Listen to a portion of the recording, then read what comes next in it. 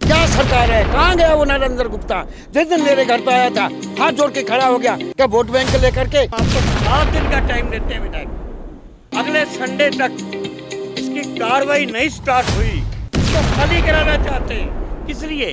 Sewer की बदबू में कैसे रहा जाता है? और इसका काम कर, अच्छी अकल दे भगवान तुझे। नरेंद्र गुप्ता गेहूँ रखा हुआ है भंडार में, उनको बांट बांट करके इन गरीबों को भड़का भड़का करके। नाम इतना बेहतरीन है कि संत नगर कहने से ही आध्यात्मिकता के दर्शन हो जाते हैं।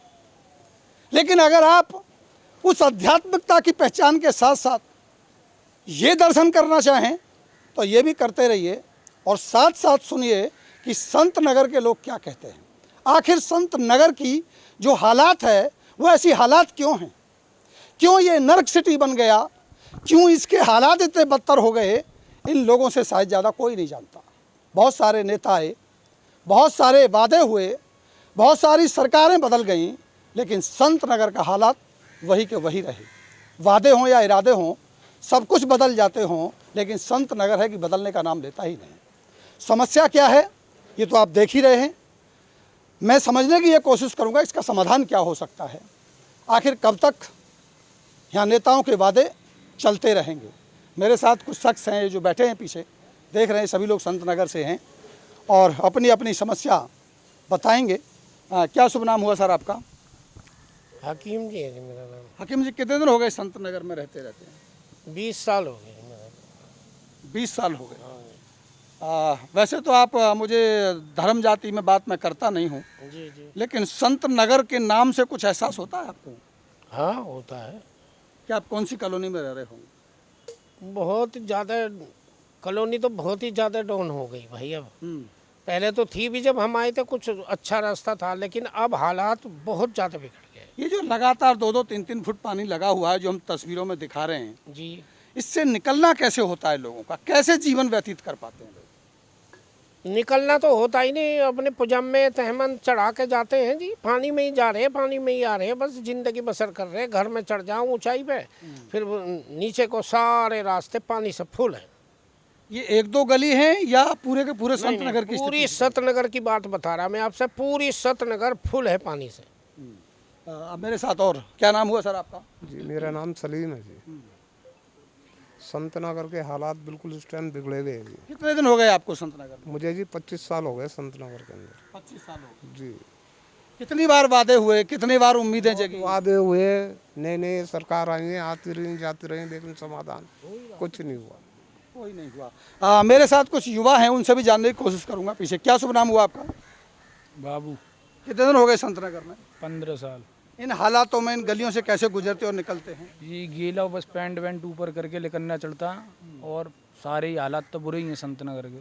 जहाँ से संत नगर के हालात जो आप दिखा रहे हैं, जो मैं तस्वीरें आपको दिखा भी रहा हूँ, आप देख सकते हैं। मेरे साथ परवेश मेहता जी भी हैं, पहले पार्षद रहे हैं।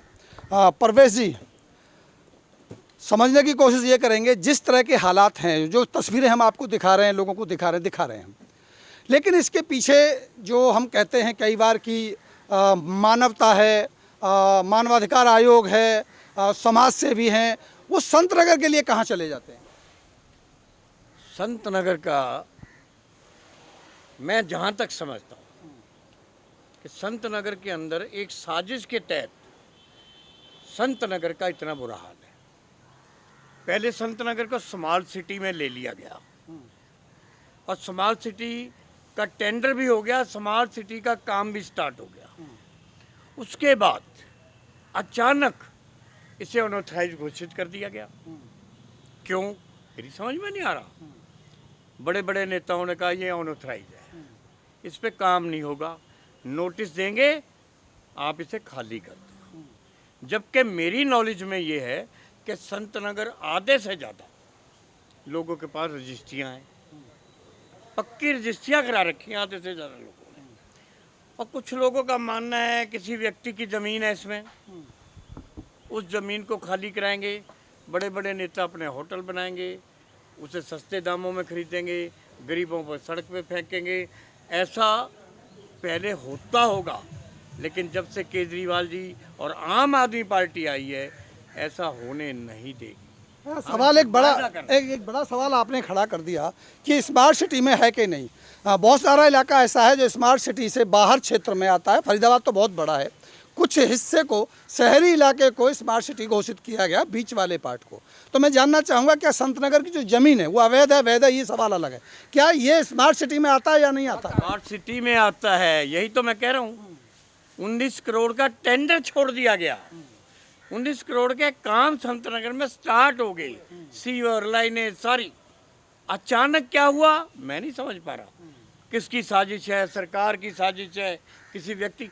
इसे अनऑथराइज कर दिया गया और वो टीमें स्मार्ट सिटी की वापस चली गई कि आपका इलाका अनऑथराइज है। वो जो नालियाँ खुदी, वो जो सीवर खुदी, वो सड़कों पे बह रही हैं। आपदा का पानी नहीं है संतनगर में। आप मेरे साथ घूमे हैं, उस समय बरसातें नहीं थी। 4 महीने पहले मैं पूरे संतनगर में गली गली में सब सीवर के पानी में घूमा था। मेहता साहब एक सवाल और बड़ा आता है। मैं मान लेता हूँ अनऑथराइज भी हो, अनलीगल भी हो, फर्क इस बात से नहीं पड़ता। फर्क इस बात से पड़ता है कि जहाँ मानवाधिकार के अधिकारों की बात आ जाती है, वो चाहे जंगल क्यों ना हो, उसको भी मूलभूत सुविधाएं देने का काम सरकार को करना चाहिए। सरकार की जिम्मेदारी है। क्या इस नाते क्या इनको सीवर में सड़ने दिया जाएगा? मेरी समझ में नहीं आता। ये लोग विधायक के पास गए, विधायक जी कहते हैं कि आप इसे खाली करके चले जाओ। मैं विधायक जी से पूछता हूँ, विधायक जी कुछ शर्म हो तो चुल्लू भर पानी में डूब मरो। तुम्हें तो यही नहीं पता कि तुम्हारे इलाके में कॉलोनियाँ कितनी हैं, बस्तियाँ कितनी हैं, गरीब आदमी कितने रह रहे हैं। उस समय मोदी के नाम को वोट लेके तुम घरों में बैठे हो। शर्म आनी चाहिए। जाइए कॉलोनियों के बीच में आइए, हम आ रहे हैं। नहीं, तुम्हें आना चाहिए और लोगों की सुनवाई करनी चाहिए। अगर ये अनऑथराइज कॉलोनी है तो उसके ऊपर भी रास्ता निकालना चाहिए। फरीदाबाद के अंदर 180 के लगभग कॉलोनियाँ अनऑथराइज हैं, खाली संतनगर नहीं है। उनमें काम क्यों हो रहा है? तो क्या ये संतनगर के लोग विधायक के पास गए? अगर विधायक की मैं थोड़ा सा बात करूंगा पीछे और एक दो लोगों से। विधायक के पास गए आप लोग, और विधायक जी से क्या पूछा आपने? विधायक जी के पास गए, हमने अपनी समस्या बताई। बात विधायक जी ने हमें सॉल्यूशन बता नहीं दिया, हमें धमका के भगा दिया गया। उन्होंने कहा संतनगर अनऑथराइज है, आप खाली करके भग जाओ, आप रह क्यों रहे हो वहाँ। विधायक जी का ये जवाब था। तो आपने नहीं पूछा कि जब आप वोट मांग रहे थे विधायक बनने के लिए, तब हमारी वोट तो अनऑथराइज नहीं थी? उन्होंने बोला था, बट कुछ कह नहीं सकते। देखिए, मैं विधायक जी को बार बार कोट कर रहा हूं और पूरे फरीदाबाद में एक कैंपेन चला था 9 साल बेमिसाल। मोदी जी और मनोहर ने कर दिया कमाल। उसमें सीमा त्रिखा जी ने भी प्रेस कॉन्फ्रेंस की और गुप्ता जी ने भी की और नागर साहब ने भी की। बहुत सारी प्रेस कॉन्फ्रेंसें हुई और उसके बाद संतनगर की जहां बात होती है वहाँ मानवाधिकार आयोग का हनन भी देखा जाए तो ख़त्म हो ही जाता है। और बात कर रहे हैं कि विधायक के पास गए। मैं एक बार फिर आपसे वापस पूछूंगा, क्या विधायक ने वोट लेने से इनकार कर दिया था जब वो चुनाव लड़ रहे थे? वोट के लिए तो रात दिन लोगों को माँ तू मेरा बाप पैर छू रहा था। उस समय अनऑथराइज नहीं थी, एक एक के घर जा रहा था। विधायक जी को मैं एक ही बात कहना चाहता हूँ, अभी कॉलोनी वासी इसलिए बुलाए कि आगे हमने क्या करना है। मैं कॉलोनी वासियों को यही कहूँगा कि सब एक हो जाओ। अगर जब तक कॉलोनी के लोग एक नहीं होंगे, मैं वोट के लिए नहीं आया, मैं कोई पार्टी का सिंबल लेके नहीं आया, मैं केजरीवाल का आदमी हूँ, इसमें कोई दो राय नहीं। मेरी सरकार आएगी, सबसे पहले संतनगर कॉलोनी को पास कराऊंगा। ये अनऑथराइज बता रहे हैं ना, हम पास कराएंगे और इनको पास करा के इन्हीं लोगों को रजिस्ट्रियाँ करा के देंगे छोटी छोटी किस्तों पे। ये गए बड़े मंत्री के पास, बड़े मंत्री के पास भी गए। बड़े मंत्री जी ने कहा आप खाली कर दो, खाली कर दो, आपको कहीं ना कहीं जगह दे देगी सरकार। इसको खाली कराना चाहते हैं, किस लिए? आप नहीं मानते। कोई लीगल प्रोसीजर होता है। सत्यपाल जी, आप नहीं जानते, मैं जानता हूँ इसमें साजिश क्या है, ये जमीन किसकी है, क्या है, मैं जानता हूँ, सारी कहानी जानता हूँ। ये चाहते खाली करा के। ऐसा तो नहीं हो सकता कि भाई ये तो आप जो कह रहे हैं, शायद आरोप इस तरह का लगा रहे हैं कि मंत्री जी इसको खाली करवा के जमीन लेना चाहते हैं। ये तो बात समझ में आप नहीं समझ रहे। खाली होने के बाद इसका क्या करेंगे? यहाँ कोई आलीशान पार्क बनाएंगे? क्या करेंगे इसका? इसमें बड़ी बड़ी बिल्डिंगें, बड़े बड़े, देख लेना आप भी यहीं। लेकिन हम आपको एक बात कह देते हैं विधायक जी को कि ये मामला मंत्री जी का नहीं है, ये विधायक जी का मामला है। हम आपको 7 दिन का टाइम देते हैं विधायक जी। अगले संडे तक इसकी कार्रवाई नहीं स्टार्ट हुई तो मेरे साथ मेरे साथी होंगे, हम आपके घर पे जाएंगे, यही सीवर का पानी आपके घर के अंदर फेंकेंगे। प्रवेश मेहता फेंकेगा। आपको मालूम पड़े कि सीवर की बदबू में कैसे रहा जाता है। आपको ज्ञान होना चाहिए। आपके घर के तो अंदर आलीशान चलते हैं, आलीशान जाके देखिए, आलीशान कोठियाँ, आप करोड़पति हो। अरे फिर क्यों विधायक की लड़ी? किसी गरीब को लड़ने देते जो गरीब का दुख जानता। मैं आपसे फिर कह रहा हूँ कि इसका सुधार कीजिए, नहीं तो अगले संडे को हम भारी दल बल के साथ आपके घर पे हमला बोलेंगे। नहीं मेहता साहब, एक बात बताइए, अगर गुप्ता जी इसको स्मार्ट सिटी को स्मार्ट बनाना चाहते हैं और यहाँ से गरीबों को हटा के भगा के अगर ये स्मार्ट बन जाए तो बुराई क्या है? इसको हटा के इसको स्मार्ट बना दें तो सारे शहर को ही हटा दें। शरीर में भी तो कभी कभी ऑपरेशन करना पड़ता है ना। फिर तो सारे शहर के यहाँ से लेके और गुडियर तक 50,000 और वहाँ से लेके सी गांव से पल्ली लेके 13,000, 63,000 गरीब रहते हैं। ऐसा क्यों नहीं करते विधायक जी? 10,000 करोड़ के मालिक हैं लगभग, वो 10,000 करोड़ में 5,000 करोड़ इन गरीबों को दे दें, ये अपने घर बसा लेंगे, खाली करा लें। ऐसा नहीं होता जैसे आप कह रहे हो। क्या है स्मार्ट सिटी? कौन सी स्मार्ट सिटी बनी इंडिया के अंदर? एक भी बता दो, एक भी स्मार्ट सिटी कामयाब हुई हो। ये फरीदाबाद 19 सेक्टर देख लो, 16 देख लो, 4-4 फुट पानी खड़ा है, ये स्मार्ट सिटी है? ये तो पैसा खाने के तरीके हैं मंत्रियों के, एमएलओ के। कोई स्मार्ट सिटी नहीं बन रही, सब बकवास है। इसलिए मैं फिर विधायक को कह रहा हूँ, अगले संडे तक इन गरीबों के बीच में आ, इनकी सुध ले और इनका काम कर। अच्छी अकल दे भगवान तुझे। नरेंद्र गुप्ता तू मेरा पुराना साथी है, मैं तुझे फिर कह रहा हूँ, भगवान का नाम ले, इन गरीबों में आ, हाथ जोड़ और माफ़ी मांग और इनके काम करा। हम तेरे साथ हैं, अन्यथा अगला संडे तेरे पे भारी पड़ेगा, ये मैं कह के जा रहा हूँ। आइए कुछ और लोगों से पीछे समझने की कोशिश करेंगे कि स्मार्ट सिटी को स्मार्ट बनाने के लिए अगर कुछ लोगों को हटाना पड़ता है और कहते हैं कि शरीर में कोई रोग हो जाता है, कहीं नुकसान हो जाता है, तो कभी कभी इसका ऑपरेशन करना पड़ता है। और सोच रहे होंगे गुप्ता जी कि गरीबों की गरीबी दूर ना कर सके तो गरीबों को ही मार देते हैं। एक बार नारा भी दिया गया था, मैं आपको बताता हूँ, कि गरीबी मिटाने के लिए गरीबों को अमीर बनाने की ज़रूरत नहीं है, गरीबों को ही मार डालो, ना रहेगा गरीब, ना बचेगी गरीबी। तो ऐसा भी तो मानसिकता हो सकता है कहीं चल रही है। मैं अपने शब्दों से जो कहूँगा वो सच कहूँगा। मुझे आज इस संतनगर के अंदर में करीबन 45 साल हो चुके हैं रहते रहते, और उस समय भी मैंने देखा था जो बड़कल वाला पानी आया था तो मैं उससे बच गया। आज की तारीख में मैं बच नहीं पा रहा हूँ। मेरे बच्चे हैं वो नहीं बच पा रहे हैं, मेरी माता बहनें वो नहीं बच पा रही हैं। क्यों? थोड़ा सा भी बैलेंस खराब होता है तो सारा जो सिवर के गड्ढे हैं उनमें कोई भी ढक्कन नहीं है, तमामों के पैर टूट गए हैं, बच्चे गिर रहे हैं, हालत इतनी खराब है, पानी में इतनी बदबू आ रही है। क्या सरकार है? कहाँ गया वो नरेंद्र गुप्ता? जिस दिन मेरे घर पे आया था हाथ जोड़ के खड़ा हो गया, क्या वोट बैंक लेकर के हराम का वोट ली उन्होंने? शर्म आनी चाहिए ऐसे नेताओं को। धूप पर पानी में गिर जाना चाहिए। गरीबों के साथ में अन्याय किया जा रहा है। ये क्या डाल दिया उन्होंने? 1-1 फुट के पाइप डाल करके नरक बना दिया, कहीं पानी पास नहीं हो रहा, और बोल दिया लैटरिनों के कनेक्शन कर लो, पब्लिक को चूचा बना करके। जिस दिन आएगा समय उस दिन ही देखा जाएगा। नरेंद्र गुप्ता जिंदगी में कभी भी सरकार बना जाए अपनी, हम संतनगर की तरफ से वादा करते हैं। वो तो कह रहे हैं कि मोदी जी ने कर दिया कमाल, 9 साल बेमिसाल। मोदी के पास में किसी और सरकार का पैसा है, गेहूं रखा हुआ है भंडार में, उनको बांट करके इन गरीबों को भड़का करके दे के पुण्य कर करके। अब वो तो गरीब तो कहेंगे हमारे लिए तो मोदी गेहूं दे रहा, आगे के लिए गेहूं खाना कहाँ से खाएंगे?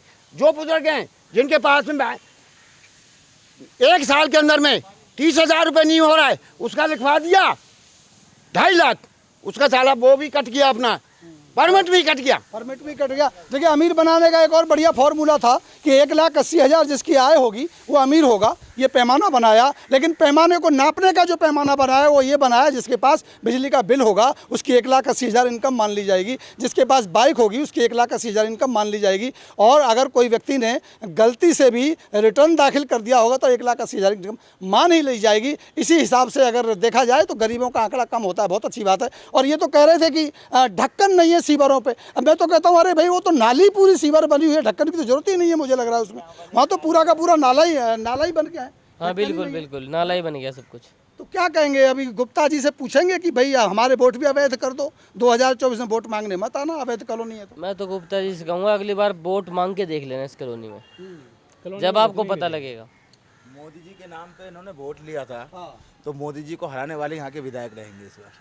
लेकिन क्या ये सॉल्यूशन होगा? वही सवाल हम अब एक बार फिर पूछेंगे मेहता साहब से। मेहता साहब, 5 साल मिलते हैं वोट के, नेता आता है वोट मांगता है, काम नहीं करता है और अगली बार हम कहते हैं हम इसको वोट नहीं देंगे, अगली बार किसी और को वोट देंगे। ये देखते देखते 25 साल तो मुझे भी हो गए, शायद 20-25 साल इनको भी हो गए। हर 5 साल बाद यही सोचते रहते हैं कि अब की बार इसको वोट नहीं देना। दूसरा आता है वो भी चोर हो जाता है। अब सवाल ये आता है, आप भी कह रहे हैं केजरीवाल केजरीवाल केजरीवाल, 5 साल बाद कहीं पता चले हमें केजरीवाल को भी यही कहना पड़े। देखिए सत्यपाल जी, ये सारे लोग मेरी बात सुन रहे हैं। केजरीवाल जी को आजमाने की जरूरत नहीं है। मैं केजरीवाल का सिपाही हूँ, केजरीवाल को आजमाने की, मैं इनको बुला रहा हूँ, ये मुझे नहीं बुला रहे, ये बैठे हैं। केजरीवाल जी 3 बार दिल्ली में लगातार जीते। पहली बार लोगों के बीच में गए कि मुझे जिताओ, मैं आपके काम करूँगा, लोगों ने जिता दिया। दूसरी बार लोगों के बीच में नहीं गए, यही कहा मैं खड़ा हूँ जिताओ, लोगों ने जिता दिया। तीसरी बार फिर जीते, चौथी बार फिर जीते, काम किया। आजमाने की ज़रूरत नहीं है कि जो मैं कह रहा हूँ वो झूठ है, ये नहीं है, ये सच है। मेरा सवाल वही, तो ला ही रहे हैं। पहले कांग्रेस हुआ करती थी, कांग्रेस का राज चलता था, आजमाने तब बीजेपी वाले यही कहते हमको लाओ हमको लाओ। बीजेपी आ गई, आज फिर वही वो आ स्थिति गए है। तो वो क्या करेंगे? हाँ। यही है, वो जो कर रहे हैं उसको देख के ये लाए। उनके सरकार को हरियाणा के लोग लाते हैं तो मैं इनसे वायदा कर रहा हूँ कॉलोनियाँ तो पास होंगी होंगी, दिल्ली की तर्ज पर काम होगा। ये हालात जो मैं देखने को नहीं मिलेंगे, बिल्कुल नहीं मिलेंगे। जो उसने किया कोई कर नहीं पाएगा। क्या अभी जो आपने कहा है कि अगर 7 दिन में अगर समाधान नहीं हुआ तो आप पानी भर के ले जाएंगे गुप्ता जी के अंदर समाधान नहीं हुआ, कॉलोनी वाले मेरे साथ होंगे, ये बैठे हैं, करना मैंने, कॉलोनी वाले मेरे साथ होंगे। सारी कॉलोनी की राय करके सुबह 11 बजे यहाँ मीटिंग करके यहाँ से रवाना होंगे और वो सीवर का पानी ले जाके उसके घर पे। चलिए, हमारी नज़र इस पे बनी है और इन लोगों के साथ चर्चा का मतलब यही है जो हमने आपको चित्र बराबर में जो हम तस्वीरें दिखा भी रहे हैं आपको, जो हालात हैं वो वाकई बद से बदतर हैं। और मैंने ये खबर पहले भी बनाई थी, पहले भी दिखाई थी और सवाल भी उठाए थे कि कहाँ हैं वो समाज सेवी संस्थाएं, कहाँ हैं वो मानवाधिकार आयोग, कहाँ हैं वो लोग जो समाज की और जनजीवन की बात करते हैं, कहाँ हैं वो लोग जो लोगों की सहायता की बात करते हैं। इन तस्वीरों को देखने से ये पता चलता है कि अगर दुनिया में कहीं नर्क होगा तो वो संत नगर में होगा। और इस नर्क के अगर दर्शन करने हैं तो आप आ जाइए, एक बार संत नगर देख लीजिए, आपको उस नर्क के दर्शन हो जाएंगे। 7 दिन के अंदर अगर हम अगर समस्या का समाधान नहीं होता तो फिर हम यहाँ का पानी भर के उनके घर पर लेके जाएंगे और उनको इसका एहसास कराएंगे कि इसमें कितनी बदबू है, कितना ये सीवर का पानी कितना गंदा है, इसका एहसास हम कराने की कोशिश करेंगे, इन्होंने कहा है। अब देखना ये होगा कि आखिर कितना नरेंद्र गुप्ता जी के दरवाजे तक जाता है, इस पर हमारी नज़र बनी हुई है। क्या होगा समाधान, क्या सुनी जाएगी, ये सब पड़ताल करते हैं। मिलते हैं एक बार फिर। बहुत बहुत शुक्रिया आपका। विधायक को 7 दिन दिए, जनता की सेवा करे, आके देखे गरीब जनता कैसी है। मैं भी साथ आऊँगा, आए जनता के बीच में आए, जब विधायक बनाया तो उनकी सेवा करें।